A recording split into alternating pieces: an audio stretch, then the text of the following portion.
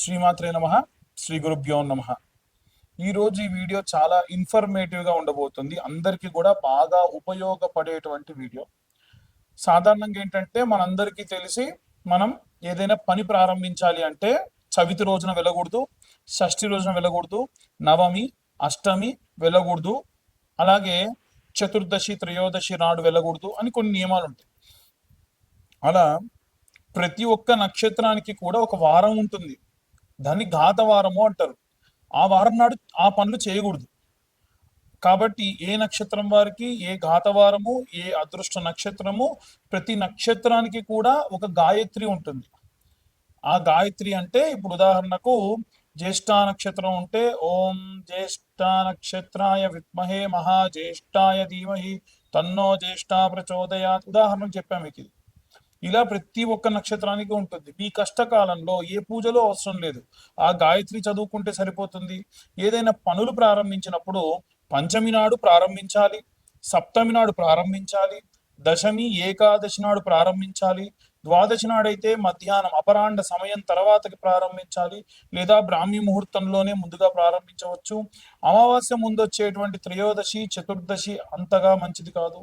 అమావాస్య పౌర్ణమి తర్వాతకు వచ్చేటువంటి పాడ్యమి, విద్యా తదియా కూడా మంచిది కాదు. కాబట్టి ఈ పరమైనటువంటి క్యాలిక్యులేషన్స్ అన్ని కూడా వేసుకొని వీలైనంత వరకు కూడా మనము ఒక తిథిని, వారాన్ని ప్రమేయంగా తీసుకొని మనము ఆ యొక్క పనిని ప్రారంభించాలి. కాబట్టి ఇప్పుడు మనకి ఏ నక్షత్రానికి ఆ నక్షత్రం అదృష్ట సంఖ్య ఏమిటి, వాళ్ళు ఏ మంత్రం చదువుకోవాలి, అలాగే వారికి సంబంధించినటువంటి ఈ యొక్క ఘాతవారం ఏమిటి, ఆ ఘాతవారం నాడు ఏం పనులు చేయాలి, ఏ పనులు చేయకూడదు అనేటువంటి విషయాన్ని ఇప్పుడు మనం తెలుసుకుందాం. తదుపరి సింహరాశి. సింహరాశి వారికి సంబంధించి వీరి యొక్క ఘాతవారం ఏమిటి, అలాగే వీరి యొక్క అదృష్ట సంఖ్య ఏమిటి, వీరు చదవవలసిన మంత్రం ఏమిటి అనే విషయాన్ని, ఈ యొక్క సింహరాశిలో ఉన్నటువంటి 3 నక్షత్రాల వాళ్ళు ఏ మంత్రం చదవాలనే విషయాన్ని ఇప్పుడు మనం తెలుసుకుందాం. ముఖ్యంగా ఈ యొక్క సింహరాశి వారికి వారం వచ్చేసి శనివారం ఘాతవారం. ఎట్టి పరిస్థితుల్లో శనివారం నాడు రెగ్యులర్ గా చేయించుకునే గడ్డలు చేయించడం కానీ, కటింగ్ చేయించడం కానీ చేయించకూడదు. అలాగే నూతనంగా ప్రారంభించేటువంటి గృహారంభం అంటే శంకుస్థాపన కానీ, గృహప్రవేశం కానీ పనికిరాదు. అలాగే ఏవైనా దూర ప్రాంతాలకు వెళ్ళడము, మందులు కొనడము, అలాగే ఆ రోజున ఎక్కడైనా సరే ఏవైనా సరే నూతనంగా ఏవైనా సేవింగ్స్ స్టార్ట్ చేయడం కూడా అంత శ్రేయస్కరం కాదు. అలాగే ఎలాంటి పనులు చేయొచ్చు అంటే వివాహం చేసుకోవచ్చు, అలాగే సంతాన నిమిత్తమై చేసేటువంటి జాతకర్మలు, వీరికి సంబంధించిన జాతకర్మలు అంటే మొట్టమొదటిసారి పుట్టింటికలు తీయడము, చోలు కుట్టించడము, అలాగే అన్నప్రాసన, అలాగే ఉపనయనము, వివాహము, ఇవన్నీ జాతకర్మల్లో భాగం అన్నమాట. అవన్నీ కూడా చేయవచ్చు. కానీ ఎట్టి పరిస్థితుల్లో మీరు ఇవి కాకుండా నూతనంగా ఏదైనా కొత్తగా బాండ్ చేసుకునేటువంటి పనులన్నీ కూడా చేయకుండా ఉంటే మంచిది. అలాగే ఈ రాశిలో ఉన్న వారికి అదృష్ట అంటే చేయకూడనటువంటి వ్యాపారం కానీ, ఏదైనా పార్ట్నర్షిప్ డీడ్స్ లో కానీ వెళ్లకుండా ఉండాల్సినటువంటి నక్షత్రం ఏమిటంటే మూలా నక్షత్రం. వీరికి ఘాత నక్షత్రం. వీరు నవమి రోజు ఏ పని చేసినా అంత శ్రేయస్సుగా ఉండదు. వీరికి ఘాత తిథి కాబట్టి ఆ రోజున వీరు ఎటువంటి పనులు చేసినా అంత శ్రేయస్కరంగా ఉండదు. ఇక ఇందులో ఉన్నటువంటి నక్షత్రాలు మఖా నక్షత్రం, పుబ్బ అంటే పూర్వ ఫల్గుని నక్షత్రం, అలాగే ఉత్తరా ఫల్గుని అంటే ఉత్తరా ఫల్గుని అన్న ఒకటే. ఈ 3 నక్షత్రాలు. ఈ 3 నక్షత్రాల్లో మఖా నక్షత్రం వారికి ఆదివారం వీరి యొక్క అదృష్టవారము. అదృష్ట సంఖ్య 1 మరియు 5. వీరు చదవవలసినటువంటి మంత్రం ఏమిటి అంటే ఓం మహా అనగాయ విద్మహే ఓం మహా అనగాయ విద్మహే పితృదేవాయ ధీమహి తన్నో మఖ ప్రచోదయాత్. మరొకసారి ఈ యొక్క మంత్రాన్ని చదువుతాను. ఓం మహా అనఘాయ విద్మహే ప్రీతియా దేవాయ ధీమహి తన్నో మఖ ప్రచోదయాత్ అన్న మంత్రం వీరికి చాలా మంచి శక్తినిస్తుంది. కష్టకాలంలో వీరు 108 సార్లు జపం చేసుకోవడం వల్ల.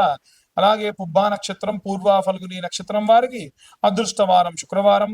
వీరి అదృష్ట సంఖ్య 5 మరియు 6.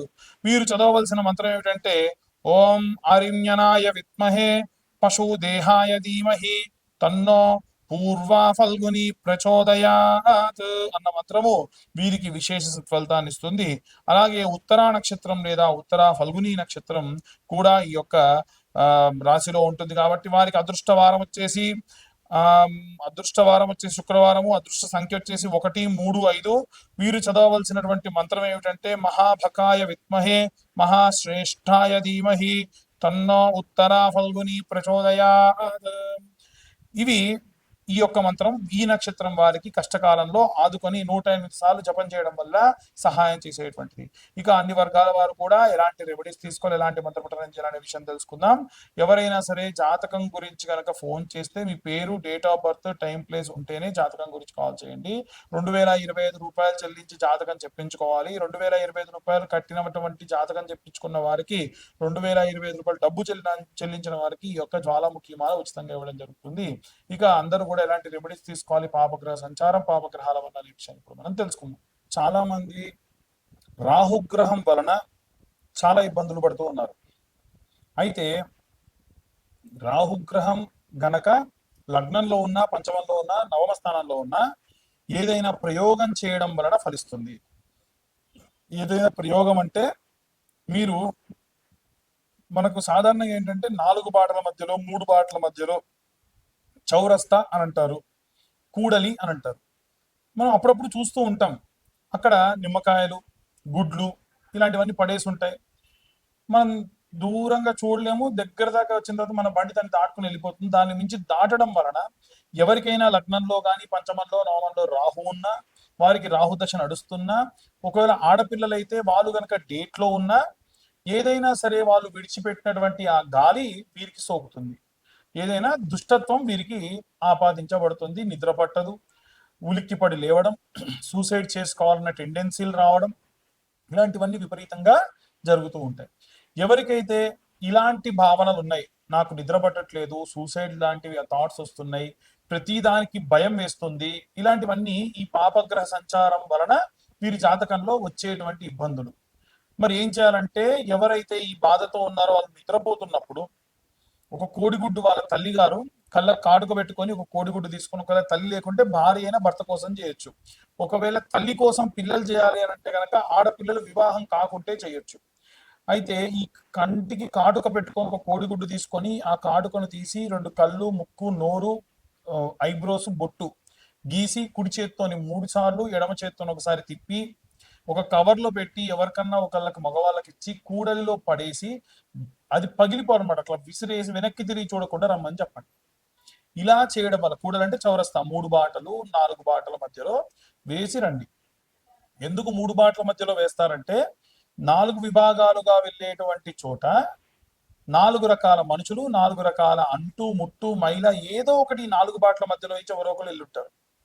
దాని యొక్క వక్రత్వము ఆ యొక్క ప్రదేశానికి వస్తుంది కాబట్టి అది చేయడం వల్ల అది ఫలిస్తుంది అని అంటారు. కాబట్టి మీరు అలా వేసేస్తే పోతుంది. దీని తర్వాతకి ఏదైనా ఒక అమావాస్య నాడు కానీ, లేకుంటే ఒక మంగళవారం నాడు కానీ, ఎవరికైతే తల్లి తండ్రి లేని ఒక ఏజ్డ్ వాళ్ళు ఉంటారు కదా, మీ ఇంట్లో మీ తాతనో, బాబాయిలో, పెదనాన్నో వాళ్ళతో గుమ్మడికాయ కోయించి లోపలున్న దొబ్బంతా తీసి దాని లోపల నువ్వుల నూనె, ఆముదం కలిపి ఒక ఆకులో ఉప్పు వేసి ఇంటి ఆవల అంటే కాంపౌండ్ లోపల మీ యొక్క ఇంటి బయట ఆ ఉప్పు పోసిన దాంట్లో గుమ్మడికాయని పెట్టి పెద్ద అఖండ ఒత్తి వేసి వెలిగించి దీపం పెట్టాలి. ఇలా చేయడం వలన ఈ యొక్క జాతక సంభావిత దోషములు కూడా పోతాయి. చాలా మంది ఇలాంటివి సాధారణంగా మన ఇంట్లోనే చేసుకోవచ్చు. వాళ్ళ దగ్గరికి వీళ్ళ దగ్గరికి వెళ్ళి లక్షలు లక్షలు ఖర్చు పెట్టుకోవాల్సినటువంటి అవసరం లేదు. ఎవరికైతే మీ పేరు, date of birth, time, place ఉంటుందో వాళ్ళు మాత్రం జాతకం చెప్పించుకోండి. Date of birth, time, place ఉన్నటువంటి వాళ్ళు కింద ఉన్న నెంబర్ కాంటాక్ట్ చేయండి. రూ. 2025 జాతకానికి తీసుకోవడం జరుగుతుంది. 60-70 పేజీల్లో జాతకం మీకు ప్రొడ్యూస్ చేయడం జరుగుతుంది. ఎవరైతే రూ. 2025 చెల్లిస్తారో వారికి ఈ యొక్క జ్వాలాముఖి మాల ఉచితంగా ఇవ్వడం జరుగుతుంది. రూ. 2025 చెల్లించిన వారికి మాత్రమే, అంటే జాతకం కోసం. ఇక అందరూ కూడా బాగుండాలి, అందరూ నేనుండాలని నా ఉద్దేశం. ఎప్పుడు కూడా మా ఈ వీడియో కనుక ఇన్ఫర్మేటివ్ గా ఉంటే ఇంకా నలుగురికి షేర్ చేయండి. ఇబ్బందుల్లో ఉన్న వారికి ఇప్పటి వరకు మా ఛానల్ని లైక్ చేయకుంటే లైక్ చేయండి, అలాగే షేర్ చేయండి, సబ్స్క్రైబ్ చేయండి. ఈ యొక్క వీడియో గురించి చాలా మంది ఫోన్లు చేసి, అంటే మన ఛానల్ కాకుండా వేరే ఛానల్ వాళ్ళు ఫోన్లు చేసి, నీ పేరేంటి, ఇది నీ ఛానలా, నీకు అసలు అంత ఉందా, నువ్వు పెట్టిన తమ్నేల్ ఏంటి. అమ్మ, తమ్నేల్స్ లో కూడా మేము చాలా వరకు మీ దాకా వీడియో రావడానికి, మీ దృష్టి పడడానికి మాత్రం కొన్ని సార్లు ఛానల్ వాళ్ళు తమ్నేల్స్ పెడుతున్నారు. అది పూర్తిగా మా వల్ల జరిగినటువంటిది కాదు. ఛానల్ వాళ్ళు, యాజమాన్యం వాళ్ళు చేసేటువంటిది. అది కూడా బాధించకుండా ఉండేట్టుగానే ఉండాలి అని ఎట్టి పరిస్థితుల్లో మేము కూడా కోరుతూనే ఉన్నాం. కాబట్టి అందరూ కూడా సంతోషంగా ఉండండి, జాగ్రత్తగా ఉండండి. సర్వే జనా సుఖినో భవంతు. స్వస్తి.